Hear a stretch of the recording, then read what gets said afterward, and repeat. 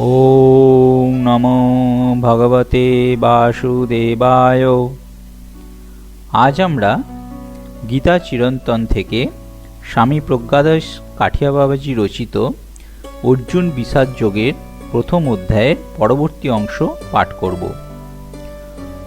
অয়নেষু চ সর্বেষু যথা ভাগমবস্থিতা ভীষ্মেবাভিরক্ষস্তু ভবন্তু সর্ব এবাহি।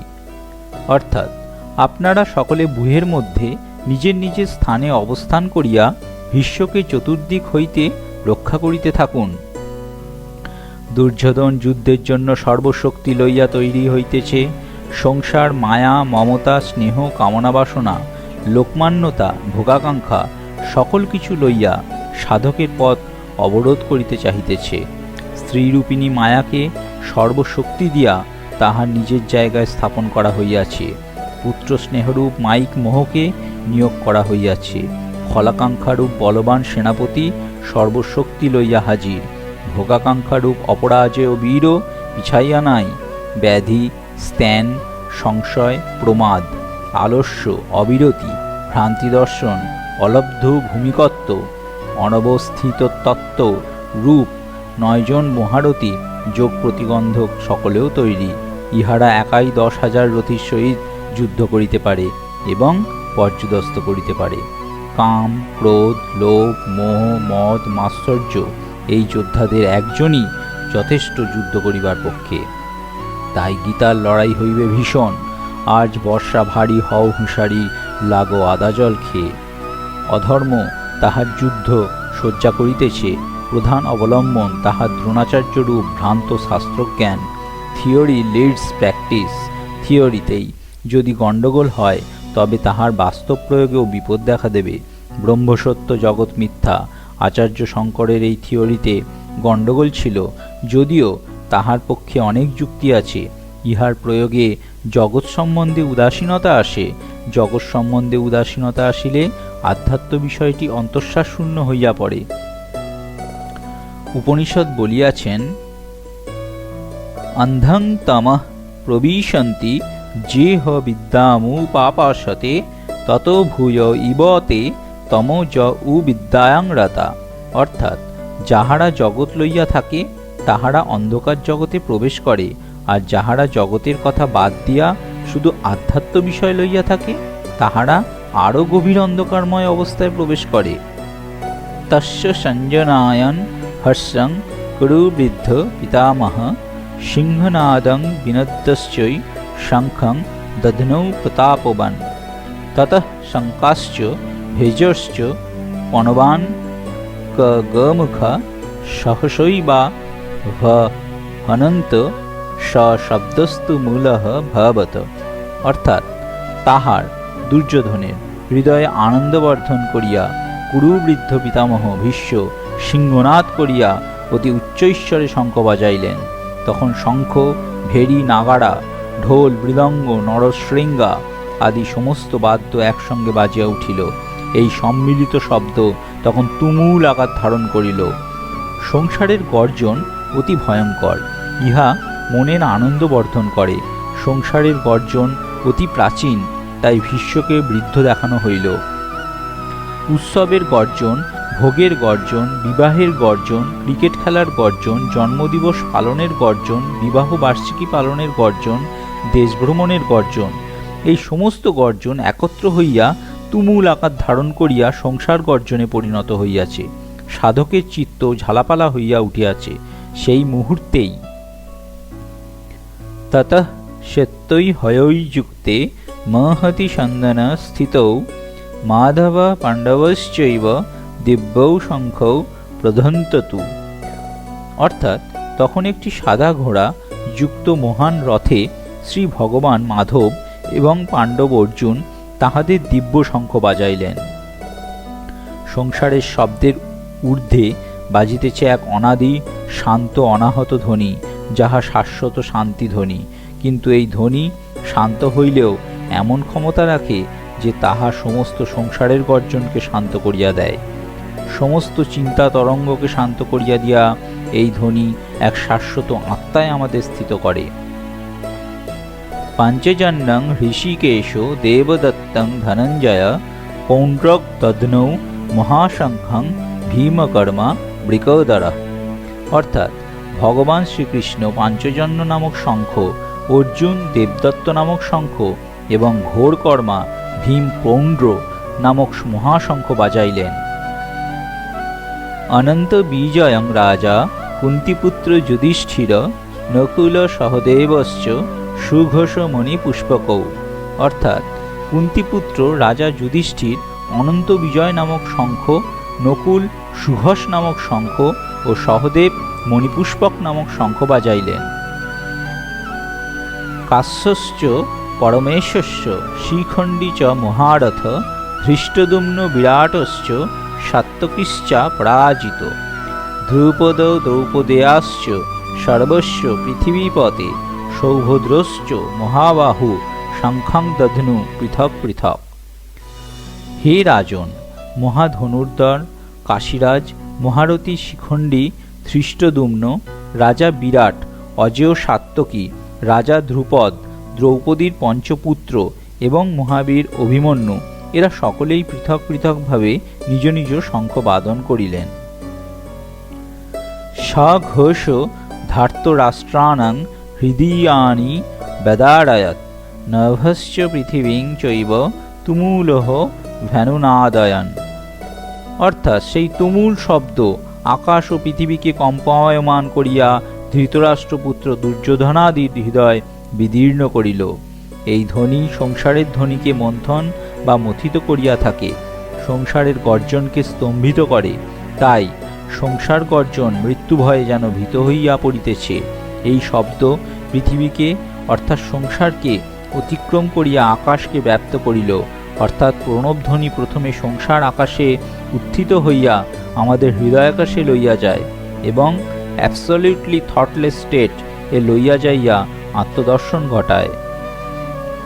অথ ব্যবিস্থিতান ধৃষ্টা ধার্তরাষ্ট্রন কপিধ্বজ পবিত্রে শস্ত্র সম্পাতে ধনুরুদ্যম্য পাণ্ডব। ঋষিকেশং তদা বাক্যমিদমাহ মহীপতে অর্জুন উবাচ সেনয়োরু ভয়ম মধ্যে রথং স্থাপয় মেহুচ্যুত। অর্থাৎ হে পৃথিবীপতে, যখন কপিধ্বজ অর্জুন ধৃতরাষ্ট্র পক্ষ সৈন্যকে শস্ত্র নিক্ষেপে উদ্যত দেখিলেন, তখন তিনি গাণ্ডীব ধনু হাতে উঠাইয়া লইলেন এবং শ্রী ভগবানকে এই কথা বলিলেন, হে অচ্যুত, উভয় সেনার মধ্যে আমার রথকে স্থাপন করো। বুদ্ধিমান যোদ্ধা দেখিয়া লইতে চান কাহার সহিত যুদ্ধ করিতে হইবে। আমার বাবা বলিতেন, বুঝো, সংসারটাকে ভালো করিয়া বুঝিয়া লও। শত্রুকে চিনিতে পারিলে যুদ্ধ করিবার সুবিধা হয়। শত্রু যদি মিত্রের বেশে আসে তখনই বিপদ বেশি, তখন আর যুদ্ধ করিবার প্রবৃত্তি থাকে না। অধর্ম যদি ধর্মের নামাবলী গায়ে দেয় তবে বড়ই সমস্যা। যবদেতান্নিরক্ষেক্ষং যদ্ধুকামানাবস্থিতান কৈর্ময়াঃ সহ যদ্ধাম্যিবস্মিন রণসমুদ্যম্যে। অর্থাৎ যাহাতে আমি দেখিতে পাই কাহারা এখানে যুদ্ধ করিতে উপস্থিত হইয়াছেন এবং আমাকে কাহাদের সহিত যুদ্ধ করিতে হইবে। যৎসমাননবেক্যহং য এতে হত্র সমাগতা ধার্তরাষ্ট্রস্য দুর্বুদ্ধে যুদ্ধে প্রিয় চিকীর্ষব। অর্থাৎ দুর্বুদ্ধি ধৃতরাষ্ট্রপুত্র দুর্যোধনের প্রিয় করিবার জন্য যাহারা এখানে উপস্থিত হইয়াছেন তাহাদের আমি দেখিতে চাই। আজ অর্জুন গাণ্ডীব ধনু উঠাইয়া লইয়াছেন।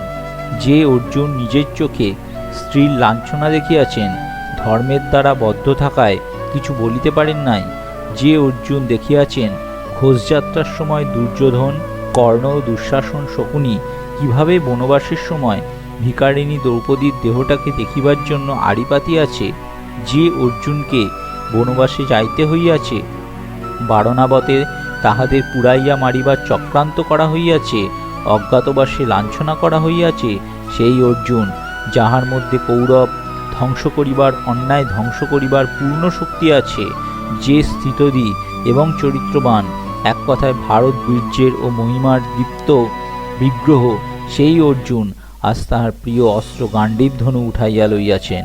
আজ ভারত ইতিহাস নতুনভাবে রচিত হইতে যাইতেছে। আজ শুভদিন আগত। এখানে শ্রী ভগবানকে অচ্যুত এবং ঋষিকেশ বলিয়া সম্বোধন করা হইয়াছে। অচ্যুত শব্দের অর্থ হইল যিনি নিজের মহিমা হইতে কখনো বিচ্যুত হন না, আর ঋষিকেশ শব্দের অর্থ হইল নিজের ইন্দ্রিয়গুলিকে যিনি নিজের অধীনে রাখেন। এইরূপ সম্বোধনের দ্বারা বুঝানো হইল, হে প্রভু, তুমি দয়া করিয়া নিজের মহিমায় স্থির থাকো। আমি ভুল করিলেও তুমি ভুল করিও না দয়াময়। তুমি আমার মনসহ ইন্দ্রিয় রশ্মিগুলিকে ঠিকভাবে সামলাইয়া রাখো। আজ ভীষণ যুদ্ধ হইবে। বীর বৈষ্ণব আজ বহিঃপ্রকৃতির বিরুদ্ধে লড়াই করিয়া অন্তরে সারজ্য বা আত্মরাজ্য স্থাপন করিতে চাহিতেছেন। ইন্দ্রিয় ও মনের চঞ্চলতা জয় করিয়া ইন্দ্রিয় ভোগের ঊর্ধ্বে উঠিয়া আত্মদর্শন বা সেলফ রিয়েলাইজেশন করিতে চাহিতেছেন। শ্রী ভগবান সহায় না থাকিলে তাহা সম্ভব নয়। তাহার পূর্বে ভালো করিয়া দেখিয়া লইতে হইবে কাহার সহিত যুদ্ধ করিতে হইবে। সঞ্জয় উবাচ এবমুক্ত ঋষিকেশ গুড়াকেশেন ভারত সেনয়োরুভূয়োর মধ্যে স্থাপয়িত্বা রথোত্তম ভীষ্মদ্রোণ প্রমুখত সর্বেশ্চান্ন মহিক্ষিতাম উবাচ পার্থ পশ্যৈতান সমবেতান কুরুনীতি। অর্থাৎ নিদ্রাজয়ী অর্জুন শ্রী ঋষিকেশকে এই কথা বলিলে শ্রী ভগবান সেই শ্রেষ্ঠ রথটিকে দুইটি সেনার মাঝখানে বিশেষত ভীষ্ম দ্রোণের সম্মুখে স্থাপন করিয়া বলিলেন, পার্থ দেখো, সমবেত কুরুশক্তি দেখো। অর্জুন আজ নিদ্রাজয় করিয়া উঠিয়াছেন। সাধক আজ মোহনিদ্রা ত্যাগ করিয়াছেন। মোহনিদ্রা পুরোপুরি ভাঙিয়াছে কিনা তাহা দেখা দরকার। জড়তার তন্দ্রাবেশ থাকিলে যুদ্ধজয় সম্ভব হইবে না। তাই শ্রী ভগবান সাধকের যেখানে দুর্বলতা সেখানেই সাধককে প্রথম হাজির করেন। ভীষ্ম পিতামহ ছোটবেলা হইতে তাহাকে মানুষ করিয়াছেন, আর দ্রোণ গুরু। ভীষ্ম যেন সাংসারিক স্নেহ মমতার দীপ্ত প্রতীক, আর দ্রোণ যেন এতদিনের অধীত শাস্ত্রজ্ঞান নীতিজ্ঞান। স্নেহ মমতা পিছনে টানিয়া রাখিতে চায়, বৃহত্তর ক্ষেত্রে আত্মনিয়োগ করিতে দেয় না। হৃদয়কে সংকীর্ণ করিয়া দুর্গন্ধযুক্ত কর্দমাক্ত শৈবাল পরিবেষ্টিত ক্ষুদ্র জলাশয়ে পরিণত করিতে চায়, আর নীতিজ্ঞান সংসারের ভোগকেই সমর্থন করে, আধ্যাত্মজ্ঞানকে স্বীকার করিতে চায় না। সাধককে নীতির জগতে মোরাল স্টেজ আটকাইয়া রাখিতে চায়। নীতির জগৎকে অতিক্রম করিয়া আধ্যাত্মিক জগতে উত্তরণ এক ভয়ঙ্কর লড়াই। মহাত্মা গান্ধীকে অনেকে নীতির আদর্শ বা মোরাল জায়ান্ট বলিয়াছেন। নীতি, মরালিটি যদি আধ্যাত্ম জ্ঞানকে, স্পিরিচুয়ালিটি সমর্থন করে তবে ঠিক আছে, কিন্তু যদি নীতি বাধা দেয় তবে যুদ্ধ অনিবার্য। দ্রোণ নীতির দোহাই দিয়া দ্রৌপদীকে রক্ষা করেন নাই। উচিত ছিল নীতিকে জলাঞ্জলি দিয়া আধ্যাত্মজ্ঞানে বা আত্মজ্ঞানে প্রতিষ্ঠিত থাকিয়া দ্রৌপদীর পাশে দাঁড়ানো। এই বিচার খুব সূক্ষ্ম, তাই যুদ্ধ খুব ভয়ানক। সদা সত্য কথা বলিব, এই নীতিতে প্রতিষ্ঠিত থাকিয়া যুধিষ্ঠির অশ্বত্থামা হত ইহা বলিতে চান নাই, কিন্তু শ্রী ভগবান নিজে প্রতিজ্ঞা করিয়াছিলেন যুদ্ধে অস্ত্র ধারণ করিব না এবং শপথ ভঙ্গ পাপ। ইহা নীতি, মরালিটি। কিন্তু যখন যুদ্ধক্ষেত্রে অর্জুন ভীষ্মের সহিত পূর্ণ মনোযোগ ও শক্তি দ্বারা যুদ্ধ করিতেছিলেন না, তখন শ্রী ভগবান নিজের প্রতিজ্ঞা নীতিকে নিজেই ভঙ্গ করিয়া জগতে দৃষ্টান্ত স্থাপন করিয়াছেন যে প্রয়োজনে নীতির ঊর্ধ্বে উঠিতে হয়। গৌতম বুদ্ধ অল্পবয়স্কা স্ত্রী যশোধরাকে এবং শিশুপুত্র রাহুলকে পরিত্যাগ করিয়া চলিয়া গিয়াছিলেন। ইহা নিশ্চয়ই মরালি জাস্টিফাইড ছিল না, কিন্তু ইহাতে জগৎ কল্যাণ ছিল। শ্রী চৈতন্যদেবের বিষ্ণুপ্রিয়াকে ত্যাগ করিয়া চলিয়া যাওয়াটা কতটা নৈতিক কাজ ছিল তাহা লইয়া তর্ক হইতে পারে, কিন্তু ইহার দ্বারা আধ্যাত্মিক জগতে যে বিরাট কল্যাণ হইয়াছে তাহাতে সন্দেহ নাই। গুরুজনকে বধ করিতে নাই, ইহা নীতি, কিন্তু গুরু যদি ভ্রান্ত পথে চলেন তবে তাহার সহিত লড়াই করিতে হইবে।